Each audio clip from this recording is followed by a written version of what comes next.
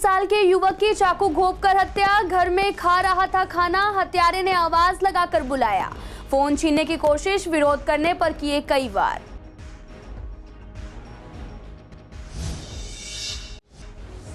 यमुना पार क्षेत्र में डकैती में शामिल गिरोह को पकड़ने के लिए छापेमारी। डकैती में शामिल एक नाबालिग सहित कुख्यात लुटेरा गिरफ्तार। लुटेरे से चोरी का मोबाइल फोन बरामद।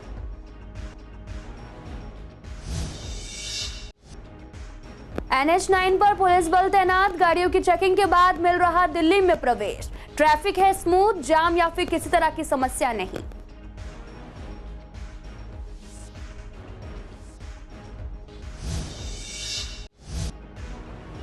एटीएस स्टाफ ने एक ऑटो लिफ्टर को किया गिरफ्तार। पूछताछ में आरोपी से चोरी के 10 मामलों का खुलासा। 8 दोपहिया वाहन और 2 मोबाइल फोन बरामद।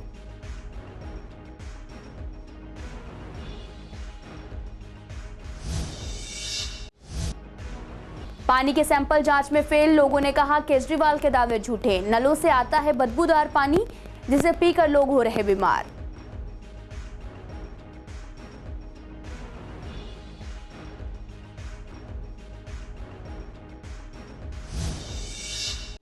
नमस्कार, मैं आपके साथ अंकिता पाल। आप सभी का पूर्वी दिल्ली खास में एक बार फिर से स्वागत है। रुक करते हैं खबरों की तरफ। विश्वासनगर के न्यू संजय अमर कॉलोनी में रहने वाले 30 साल के राहुल नाम के युवक की चाकू घोंपकर हत्या कर दी गई। बताया जा रहा है कि युवक रात के करीब 11 बजे खाना खा रहा था, तभी किसी ने उसे आवाज दी। वह बाहर निकला। जब राहुल ने उसका विरोध किया तो आरोपी ने चाकू से उस पर ताबड़तोड़ वार कर दिए।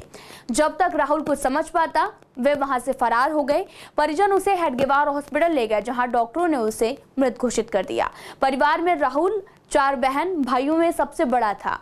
वह घर चलाता था। थाना फर्श बाजार पुलिस ने मामला दर्ज कर लिया है। मेरे लौंडे का 30 साल की उम्र थी। क्या नाम था उनका? राहुल नाम था उसका। बेलदारी का काम करता था, मलबा लोड होता था वो। क्या हुआ था उनके साथ में और कब की बात है? ये 11:14 की बात है। यही गली के बाहर की बात है कि अच्छा, खड़े थे वो? खड़े हुए थे नहीं, उसे किसी ने आवाज मार के यहाँ से बुला के ले गए। वो रोटी खा रहा था। पढ़ाई है बच्चे के।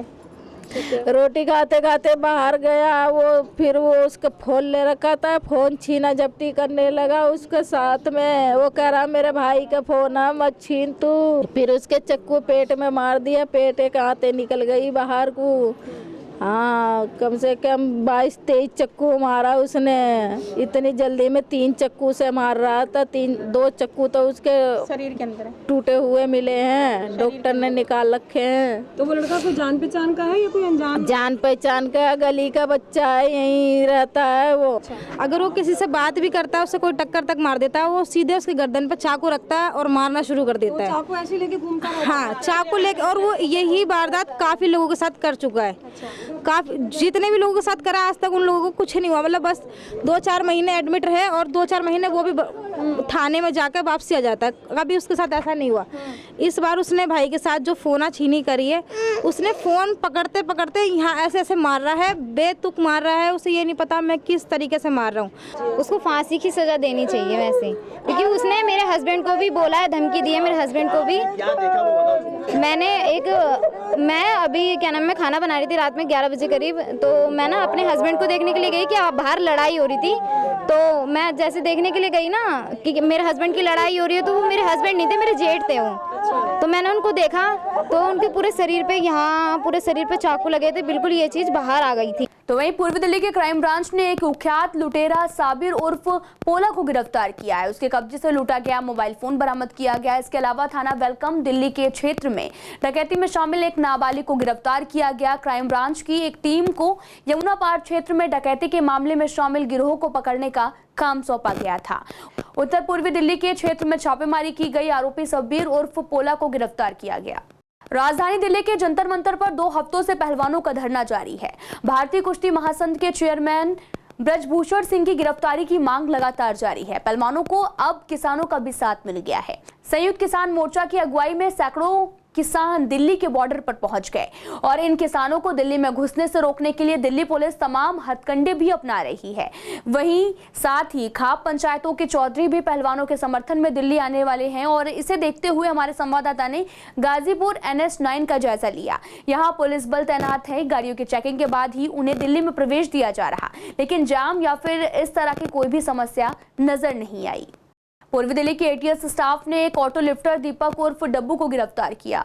पुलिस ने आरोपियों की निशानदेही पर चोरी के 8 दोपहिया वाहन और 2 मोबाइल फोन बरामद किए और इस गिरफ्तारी से पुलिस ने चोरी के कुल 10 मामलों को सुलझाया भी है। आपको बता दें कि आरोपी स्वरूप नगर दिल्ली से हत्या के एक मामले में पैरोल पर आया था। पिछले कुछ समय में पूर्वी जिले के इलाके में वाहन चोरी के मामले बढ़ गए और ऐसे में ATS ईस्ट की टीम नियमित रूप से इन मामलों को सुलझाने के लिए काम कर रही और साथ ही पूछताछ के दौरान आरोपी दीपक उर्फ डब्बू ने दिल्ली NCR के क्षेत्र में ऑटो चोरी के कई मामलों में अपने शामिल होने की बात का भी खुलासा किया। केजरीवाल सरकार हमेशा दावे करती है कि वे दिल्ली की जनता को साफ पानी मुहैया करवा रही, लेकिन पानी के सैंपलों की जांच की गई तो सैंपल फेल पाए गए। आपको बता दें कि पानी की क्वालिटी काफी खराब होती जा रही है। इस पूरे बारे में हमारी संवाददाता ने पूर्वी दिल्ली के लोगों से बात की। लोगों ने बताया कि घरों में आने वाला पीने का पानी बेहद गंदा है, साथ ही बदबूदार भी है। गंदे पानी को पीने की वजह से लोग बीमार पड़ रहे, पेट दर्द और उल्टी से भी लोग काफी परेशान हैं। साथ ही गर्मियों में पानी की सप्लाई भी कम हो जाती है। केजरीवाल सरकार बस खोखले दावे करती है, काम तो कुछ करती ही नहीं है। पानी तो बेटा बहुत गंदा आ रहा है, कीचड़ आती है नाली का।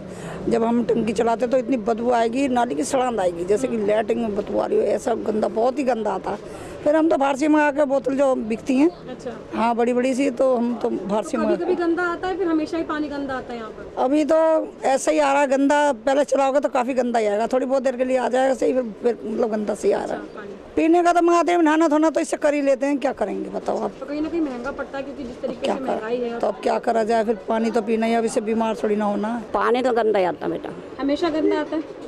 शाम को सुबह को। मैं तो 9 बजे चलाती हूँ तो 9:30 बजे थोड़ा सही आएगा पानी। अच्छा, तो गंदा ही आता गंदा है, पानी आता है, गंदा पीला पीला आएगा, बदबू आएगी। हम तो भैया उसे ही पी रहे हैं, हम क्या करें, हम कहाँ से लाएंगे, गरीब आदमी कहाँ से लाएगा। तो बीमारी का डर है, तो बीमारियाँ हो हमारा तो बीमारी रह रही है, रोज पेट टट्टे लगे ना मेरे को, तो पेट में दर्द वगैरह। एकदम ऐसा पानी आ रहा है काला काला जैसे नाली का। अच्छा, हाँ स्मेल वगैरह आती है? हाँ, इसमें बदबू आती है और उसको पी लेते हैं पानी को तो उल्टी दस्त बुखार खांसी यही होता है, पेट में दर्द। वैसे मतलब सरकार को, केजरीवाल को इस चीज़ पे ध्यान रखना चाहिए कि पानी गंदा आ रहा है, पब्लिक परेशान हो रही है, बहुत ज़्यादा बुरा हाल होगा। अभी पानी का जो काम है, जो इस्तेमाल है, कैसे पूरा करते हैं? खरीद कैसे, हाँ खरीद के पीते हैं, बोतल का पानी लाते हैं, उसको पीते हैं, बोतल का पानी को। केजरीवाल सरकार को यही कहना चाहते हैं कि सरकार ध्यान दे इस बात पे कि भाई जो पानी गंदा आ रहा है, इस पानी को मतलब साफ करे, जो अपने बात कहे हैं उस बात पे खरा उतरे। कीचड़ बदबूदार पानी आज दिल्ली की जनता को परोसा जा रहा है, और वो पानी क्या परोसा जा रहा है गंदा, ये समझ के चलिए आपकी बीमारियां परोसी जा रही हैं।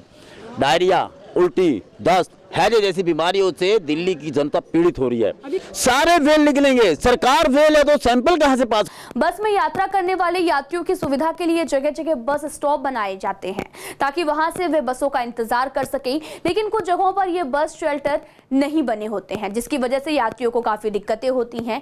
उन्हें समझ नहीं आता कि बस कहाँ रुकेगी और ऐसी जगहों पर कई बार बस वाले बस भी नहीं रोकते। ऐसा ही हाल है प्रीत विहार के पेट्रोल पंप के पास बने बस स्टॉप का है।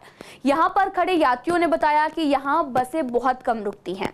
इस पर बस के आसपास कई गाड़ियां भी खड़ी रहती हैं, जिसकी वजह से बसें बीच सड़क पर रुक जाती हैं, जो कि बेहद खतरनाक है।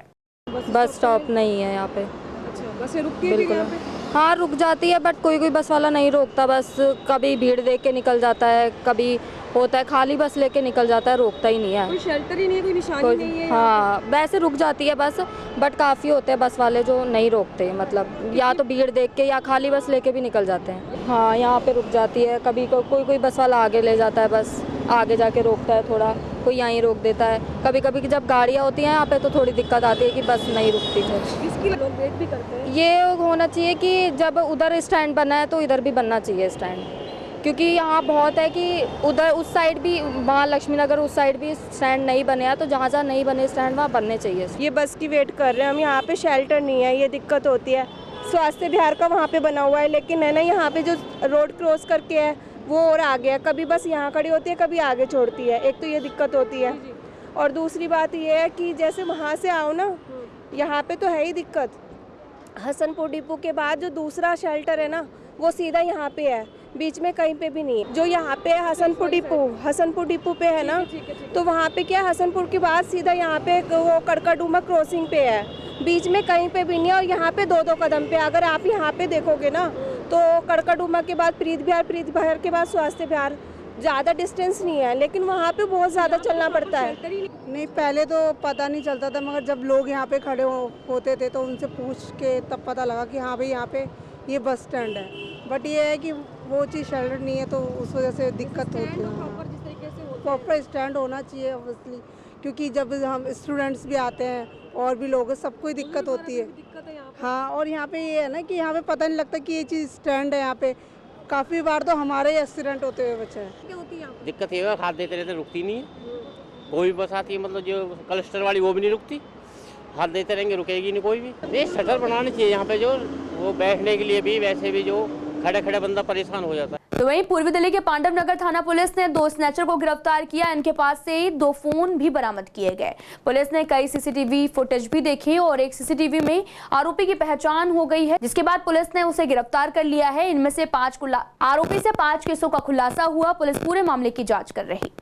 तो वहीं पूर्वी दिल्ली के लक्ष्मी नगर थाना पुलिस ने वाहन चेकिंग के दौरान एक लुटेरे को गिरफ्तार किया। उसके पास से चोरी की एक बाइक हीरो होंडा पैशन भी बरामद की है। पुलिस ने बताया कि आरोपी डकैती, चोरी और आर्म्स एक्ट के तहत 13 मामलों में शामिल रहा है। शाम करीब 5:30 पर टीम ने देखा कि गीता कॉलोनी की तरफ से ब्लैक कलर की पैशन मोटरसाइकिल पर एक लड़का आ रहा। अचानक बाइक पलट गई। उसने भागने की कोशिश की, लेकिन पुलिस ने पीछा कर उसे गिरफ्तार कर लिया। आरोपी की पहचान राहुल उर्फ तंगड़ी के रूप में हुई है। आरोपी बाइक के कागजात नहीं दिखा पाया। बाइक शकरपुर इलाके से चोरी हुई थी। शारदा डिस्ट्रिक्ट की सीमापुरी थाना पुलिस ने पेट्रोलिंग करते समय एक लुटेरे को गिरफ्तार किया है। आपको बता दें कि तलाशी में आरोपी के पास से एक देसी पिस्टल और जिंदा कारतूस बरामद किए गए। आपको बता दें कि मोहम्मदी मस्जिद E44 जुग्गे के पास पुलिस को एक संदिग्ध शख्स घूमते हुए दिखाई दिया। पुलिस को देखकर उसने भागने की कोशिश की। पुलिस ने पीछा कर आरोपी को धर दबोच लिया। कोरोना की तमाम डरा देने वाली खबरों के बाद में एक राहत भरी खबर सामने आई है। आपको बता दें कि WHO ने कोरोना को अब महामारी की श्रेणी से बाहर कर दिया है। हमारे संवाददाता ने इस बारे में कुछ डॉक्टर से बात की। आपको बता दें कि डॉक्टर्स का कहना है कि कोविड को अब सामान्य बीमारी की तरह लिया जाए। लोगों में जिस तरह से लक्षण दिखेंगे उसी हिसाब से उनका इलाज किया जाएगा। ये पूरे विश्व के लिए सुकून देने वाली खबर है कि कोरोना को अब महामारी की श्रेणी से बाहर कर दिया गया है। कोविड को अब एक सामान्य बीमारी की तरह लिया जाएगा। अगर किसी व्यक्ति के अंदर जिस हिसाब से लक्षण वो दिखाएगा, उस हिसाब से उसका इलाज किया जाएगा। तो मुझे लगता है कि पूरे विश्व के लिए एक तो ये सुकून देने वाली खबर है कि इसको महामारी की श्रेणी से बाहर किया गया है, और जो पैनिक एक कोरोना की वजह से रहता था उससे भी विश्व को मुक्ति मिलेगी। प्लस जो रेस्ट्रिक्शंस थी, जब वो ख़त्म होंगी तो और अधिक स्वतंत्र माहौल में अब स्वास्थ्य सेवाएं वे आगे बढ़ पाएंगी और लोगों को अपने जो दैनिक जीवनचर्या है उसको भी आगे बढ़ाने में मदद मिलेगी। हिंदुस्तान के अंदर भी कोरोना का एंडेमिक चालू है। छोटे छोटे इलाकों में हम देख रहे हैं कि कोरोना के केसेस अभी भी आ रहे हैं। जैसे केरला के अंदर कोरोना के केसेस आ रहे हैं, दिल्ली के अंदर भी कुछ कोविड के केसेस पॉजिटिव पाए जाते हैं। मगर इससे बेनिफिट ये होगा कि जो स्पेशल अरेंजमेंट्स किए हुए थे कोरोना के लिए, उनको अब करने की जरूरत नहीं है। जो फीडबैक गवर्नमेंट को जा रहे थे उसमें जो है वो थोड़ी कमी आ जाएगी और आसान हो जाएगा कोरोना के पेशेंट्स को जो है वो इलाज पहुंचाना। शादरा के श्यामलाल कॉलेज में सांप्रदायिक सद्भाव और शांति के विषय पर अमन की शाम आपसी भाईचारे के नाम कार्यक्रम का आयोजन किया गया। इस कार्यक्रम में तीनों जिलों उत्तर पूर्वी दिल्ली और साथ ही पूर्वी दिल्ली और शाहदरा में नागरिक भाईचारा समिति, अमन समिति के लगभग 350 सदस्यों ने शिरकत की।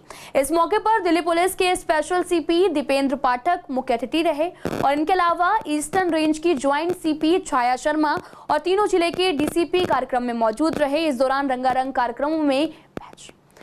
रंगारंग कार्यक्रम ने समा बांधी। यहाँ कई लोगों को सम्मानित भी किया गया। देखिए, सुरक्षा की भावना दिल्ली पुलिस की टॉप मोस्ट प्रायोरिटी है, ड्यूटी है। और जो भी हम एक्टिविटी करते हैं, जो भी सोसाइटी में तमाम लोगों से संवाद बनाने की कोशिश करते हैं, और ये हमेशा ये प्रयास रहता है उसका मेन मकसद होता है कि सुरक्षा की भावना और एक्चुअल सुरक्षा दोनों में डिस्टिंक्ट इजाफा हो, और उसी की पहल में जो आज अमन का जो प्रोग्राम यहाँ पूर्वी रेंज ने आज पूर्वी दिल्ली में किया है, इसका भी मकसद वही है। और हम समझते हैं कि जो समाज में जितने भी हमारे अमन कमेटी, पीस कमेटी या बहुत सारे जो ऐसे सिटीजन हैं जो हमारे सिक्योरिटी एम्बेसडर्स हैं in the community and society, तो उन सब की मदद से हम एक संस्थागत बेहतर सुरक्षा व्यवस्था कायम करने में एक बार फिर से सक्षम होंगे और सफल रहेंगे, और सोसाइटी में अमन चैन मौजूद रहेगा। जो सौहार्द है सामाजिक वो बरकरार रहेगा। उसी की पहल है, उसी का एफर्ट है, इसी के लिए हम लोगों ने ये प्रोग्राम ऑर्गेनाइज किया और हम लोग यहाँ इकट्ठे हुए। आईपी एक्सटेंशन में दीपक कैलाश अस्पताल ने स्वास्थ्य जांच कैंप का आयोजन किया। इसमें काफी तादाद में लोगों ने अपनी स्वास्थ्य की जांच कराई है। आयोजकों का कहना है कि समाज के हित में इस तरह के कैंपों का आयोजन समय समय पर होता रहना चाहिए। आगे भी इस तरह के कैंपों को चलाया जाएगा ताकि लोग इसका लाभ उठा सकें। नहीं, कैंप हमारा जो है ये दीपक कैलाश हॉस्पिटल के सौजन्य से लगा है, और इसमें हमारे ये 7-8 तरीके की हमारी ये सुविधाएं डॉक्टर साहब की तरफ से मिल रही हैं, और लोगों का रिस्पांस भी बहुत अच्छा है। और हम हर साल ये कैंप जो है साल में 1 या 2 कैंप शाम सारा मंडल अपने सामाजिक कार्यों के तहत लगाते हैं, और डॉक्टर्स की सुविधा, टेक्नीशियंस और सपोर्टिंग स्टाफ यहाँ पर आया हुआ है, और सब पूरी तल्लीनता के साथ चेकअप में लगे हुए हैं। कैलाश दीपक हॉस्पिटल की तरफ से ये कैंप ऑर्गेनाइज किया गया है। इसमें free gynae consultation, physician, cardiologist and physiotherapist consultation है। साथ ही में हमारे पास free blood sugar, ECG and BMD के लिए भी प्रोविज़न है। काफ़ी फ़ायदा होता है। जो मान लीजिए छोटी मोटी बीमारियां होती है वो यहीं पर डॉक्टर बता देते हैं, और बाकी अगर ज़्यादा बड़ी बीमारी हैं तो हॉस्पिटल के लिए रेफ़र करते हैं कि आप वहाँ ये चेक करा करके डॉक्टर्स को दिखाइए।